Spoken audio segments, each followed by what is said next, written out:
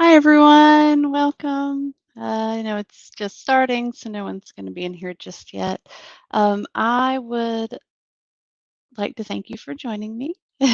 um, I do have some updates. I know I've given you all the update about me heading to Germany on Tuesday of next week. I'll be landing on Wednesday, so we will not have a live next week.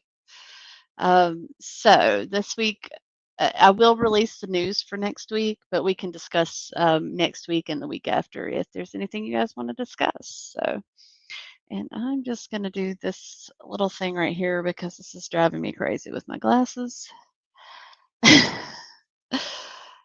Oh, well, it came right off, didn't it? There. That's a little better. Okay.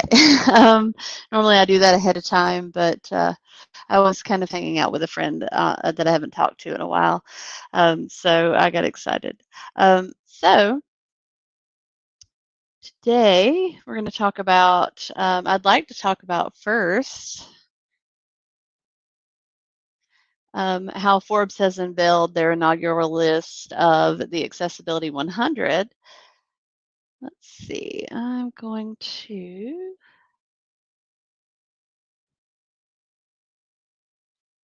gotta find it first. Oh, and I'm on, yeah. I should have another tab because I have that open. That's weird. It's not picking up my tab. So sorry about that. So I'll do, it's going to show StreamYard first, but nope, it's not going to work. Okay, it's giving me a problem here. I apologize. So I wanted to show the article so we could go through. I do know I'm connected with some of the people on the list. I just thought it'd be pretty cool to actually take a look at the list. Um, so I will post the link.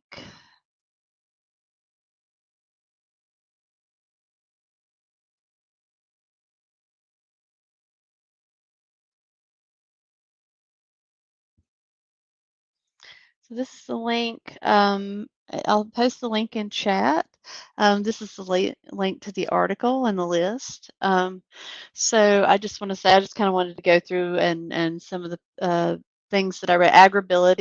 Agribility is on there. So that is an organization that I have received training from in the past, have worked with in the past. And then we've got and Apple's on there. I think Apple and Google, I think I mentioned that. Be My Eyes is on there, which is great. Benetech, which used to be, oh gosh, Bookshare. Benetech does Bookshare, and it's not listed on here, so it just took me a second to remember. DQ, obviously, um, they do a lot of training for accessibility specifically. Let's see where else. Everway is who Everway used to be Text Help, and now I think there was a merger between Text Help and another company. Of course, Gallaudet University. There's Google. Humanware is also listed there, so that's awesome. They make some good products for people have who are blind or low vision. And then some of these I don't recognize, but there are just so many out there. Uh, I'm not sure why the Kennedy Center is on here now that it's not being run by people who are competent, but we'll see what happens for that. Maybe it was done from last year. I need to go look at the parameters.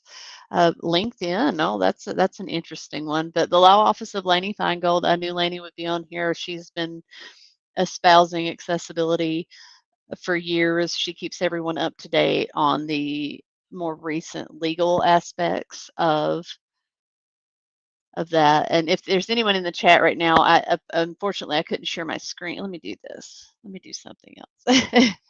All right, where I can actually see it. So Laney Feingold, did not surprise me one bit. She's been espousing accessibility for years, keeping us all up to date on the laws. Um, I think I've heard of Making Space before. Yeah. Meta Platforms, Microsoft, the National Down Syndrome Society, NBC Universal Media. That's interesting. Sorry, my mouse is scrolling very fast, so I have to take it back down. Nike, that's an interesting one.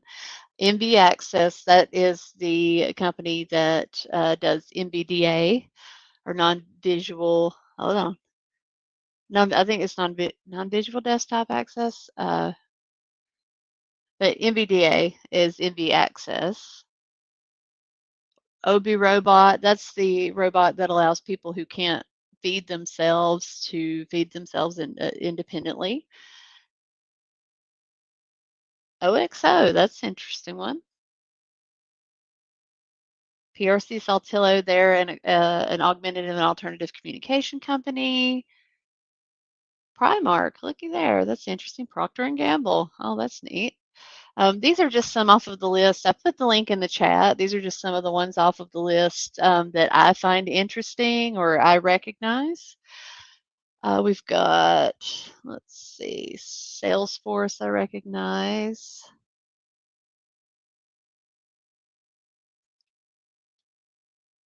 Sony, that's an interesting one. Special Olympics does not surprise me. Spectrum. Oh, okay. The cable services, I believe. Oh, and if you, I apologize. I have my window open, and there are seaplanes that fly overhead and tend to land. You might hear that. There's a bridge that raises and lowers, so you might hear that. There are also big ships and little taxis that honk, and so you may hear that. So I apologize if that does get in the way. All right. So where were we at? Spectrum. Excuse me. Whew. See, Toby Dynavox is another augmentative alternative communication company. Yeah, I took a nap at like 4 o'clock today, so I'm still trying to wake up. And that's why it took me a minute to get my live posted. I didn't realize I hadn't posted the live, so I'm going to have to change up my schedule for, I need to remember to post that when I'm posting the other videos and things. We've got Verizon, we've got Vespero, which is essentially AI squared, which did Zoom text and some other uh, low vision. They did Zoom text, other low vision products, and then you have Freedom Scientific under that umbrella, which does JAWS and other blindness products. You also have Enhanced Vision, which was low vision products. Oh man, there was somebody up here. I think um, there are a couple of other companies that went under that umbrella as well. Walmart, which surprises me. Warrior Games. Let's see. World Bank Group. That's interesting. Yeah, so those are just a few of the ones that I I recognize. I know what companies they're from, so I thought that would be pretty neat to go over today. Let me remove this banner. So the next thing that was exciting, and I actually saw this on TikTok and wanted to share it because I think it's very exciting, especially with what's going on in the uh, administration right now when it comes to disabilities. And if you don't remember, the first time the Tangerine Tyrant was in office, he removed the disability.gov website. And let's not all forget that there's video of him making fun of someone with a disability. He also removed funding from the National Institute of Health Rare Disorder Division. So if you have a disability and you voted for him, you obviously don't have a very good memory, which I know that comes with some disabilities.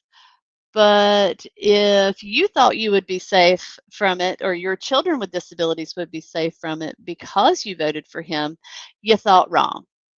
So now we have this great little organization that is defending disability rights called Judy's League. It's based on it's in honor of Judy Heumann. the ADA and Rehabilitation Act activist.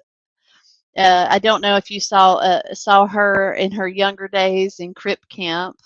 It was nominated for an Oscar, but I think Coda won that year.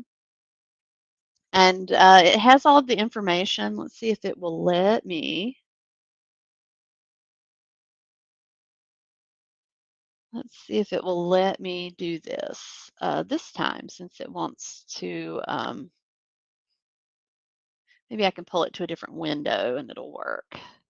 I just want to show you guys what it looks like and what all is on there. Actually, you know what? I probably could do an image file. That might work better.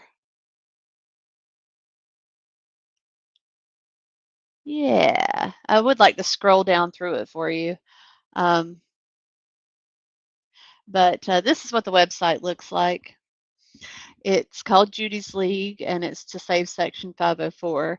It has information on Section 504, what attacks were happening on the Americans with Disabilities Act, or ADA.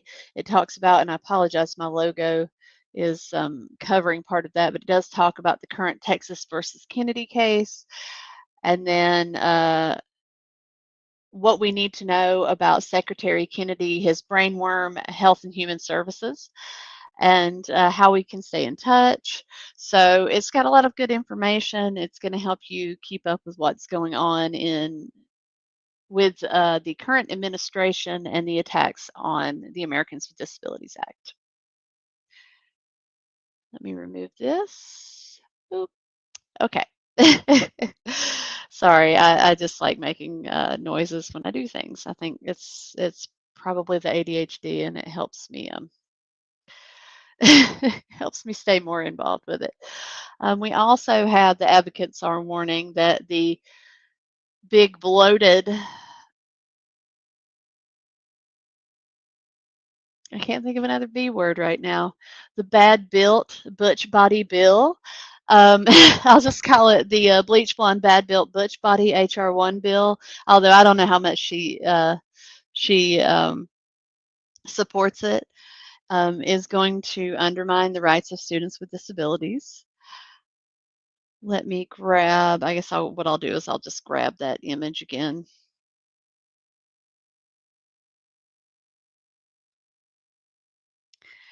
And so really what they're talking about is how private schools have handled students with disabilities in the past, how they don't have really any accountability or responsibility to provide the services that students need in the future. So there are probably going to be a lot of lawsuits. And defunding public schools is only going to keep making it worse. So they just want to make sure that poor kids don't get a good education so that they keep voting against their best interests and can't get anywhere in life. They want to keep holding people down, especially people with disabilities. So we will see what happens with that.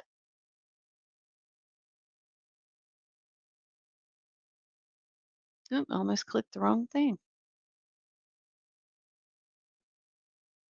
All right. So we also talked about this week, in lieu of a training, there was a really good article put out, What I Wish Someone Told Me When I Was Getting into ARIA.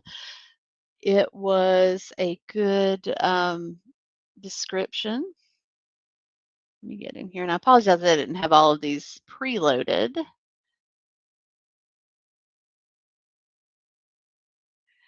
It is an article by, oh, I apologize. Let me go get that. Let me get his last name. Make sure I get his last name here. It's from Smashing Magazine. I tend to get quite a few of these through my stuff. It was, let's see, it just says Eric. It doesn't say his last name. There is a link here that says more about Eric. So, and it's, there it goes, Eric Bailey. So this is an article by Eric Bailey, and really,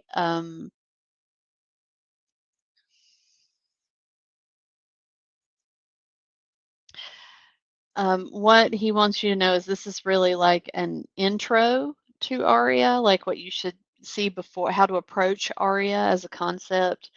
He also debunks some common misconceptions and provides guiding thoughts to help you better understand and work with it.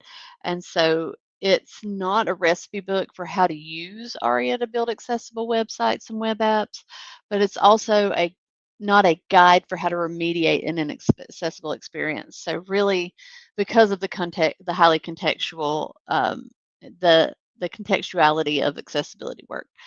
So it really is a know before you go guide. So if you're just getting into ARIA, I think it's a really good resource to take a look at.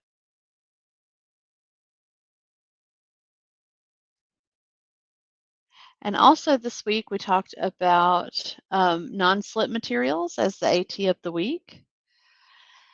And if any of you have any other uses for it, please feel free to comment on how you use non-slip material. I think I talked about a little bit about how I use it. I tend to have um, pain, weakness in my hands, elbows, those kind of things. So I like using it for things that I can't open. And again, I've got a non-slip mesh that I carry around with me for things that I need. Like right now, I use it for the Airbnb that I'm in so that the dishes don't slide into each other because I noticed that quite a few of them had chips or they had cracked and they were like sliding into each other in the drawer. So that's another use for it. Not necessarily assistive technology, but most people without disabilities tend to use non-slip materials for things like that. I also used to have some Dyson that I cut because I had a little spinny, like a, I guess, a lazy Susan for your desk that you like pen pencil holder for everything. Like it had so many little compartments, but there was something wrong with it that it would not stay on the desk when I tried to spin it, like it would get caught. And once I put the non-slip material underneath, I could spin it with one hand and it wouldn't lift up or move or anything like that. So it does keep it into place. And so updates on the channel for this week. I know I've already said it, but I just want to remind you there will be no live this time next week because I will have landed in Germany. I've got to figure out where I'm going. I've got to figure out the time change once I get there and how to schedule things. So I will release a weekly news report on Tuesday as I usually do, but at that time I'll schedule it like I usually do, and then at that time I'll be flying to Germany. So we'll see what accessibility information I can find over there. Anything that sticks out to me, like here in Canada, I've gotten some information about the bus systems. Pretty interesting. I will say I've ridden a few buses, and I prefer the buses with the screen that lists the streets that are coming up, and they do it in a very accessible way. Like it's very good contrast. It's large and it also announces verbally. But I just thought that was very interesting. I was like, "Oh, that's great." And so, but not all of the buses have it, so I've got to figure out which ones are newer buses, which ones are older buses before I go, so um, I know which ones they're actually transitioning to. Sorry, yeah, my nap. Gotta love it. So I am super excited to go to Germany to take a look and see what I can find accessibility wise over there.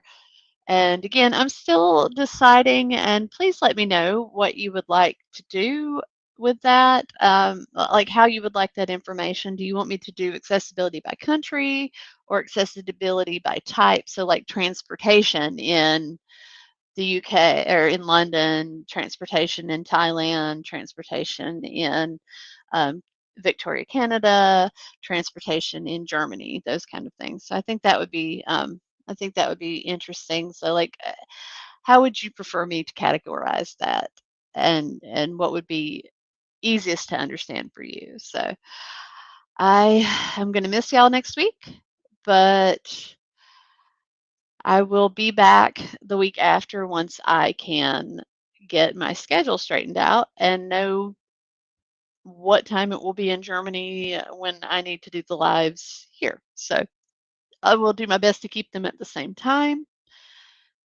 for like 6, as in 6 p.m. Pacific time. So, yeah, it's getting exciting.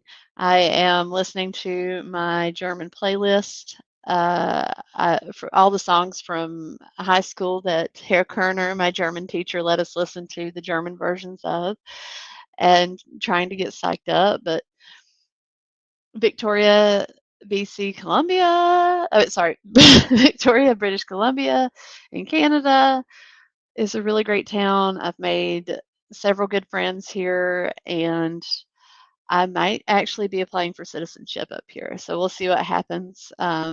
Eventually, I may move my business up here. Right now, I'm still based in Las Vegas. That's where I have my LLC.